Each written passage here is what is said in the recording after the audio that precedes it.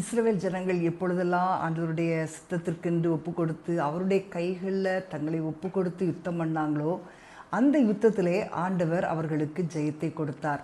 எப்பொல்லாம் தேவனை சார்ந்து கொண்டார்களோ அப்பொழுதெல்லாம் தேவன் அவர்களுக்கு ஜெயத்தை கொடுத்தார். இன்றைக்கும் அன்பான தேவனுடைய பிள்ளைகளே, உங்களுடைய வாழ்க்கை ஒரு யுத்த களம். இந்த வாழ்க்கையிலே வருகிற போராட்டங்கள், பிரச்சனைகள், இவைகளிலே நாம் ஆண்டவரை சார்ந்து அவர் மேல் நம்பிக்கை வைத்து அவரை நோக்கி கூப்பிடும்போது நிச்சயமாக ஆண்டவர் உங்களை விடுவித்து உங்கள் வாழ்க்கையிலே அற்புதங்களை செய்வார். இன்றைக்கு உங்களுடைய சூழ்நிலைகளை குறித்து கலங்கி கொண்டிருக்கிறீங்களா? உங்களுடைய வாழ்க்கையில் இழப்பை குறித்து கலங்கி கொண்டிருக்கிறீங்களா? நீங்கள் போராடுகிற காரியங்கள், உங்களுக்கு எதிராய் நடக்கிற காரியங்களை பார்த்து நீங்கள் ரொம்ப வேதனையோடு இருக்கிறீங்களா?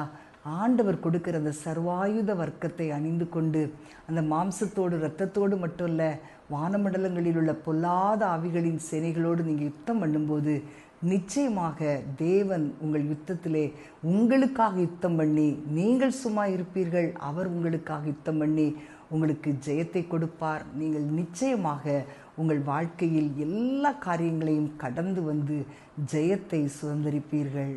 அதில் நிச்சயமான நன்மையை ஆண்டவர் உங்களுக்கு அருளி செய்வார். இதில் எந்த மாற்றமும் இல்லை.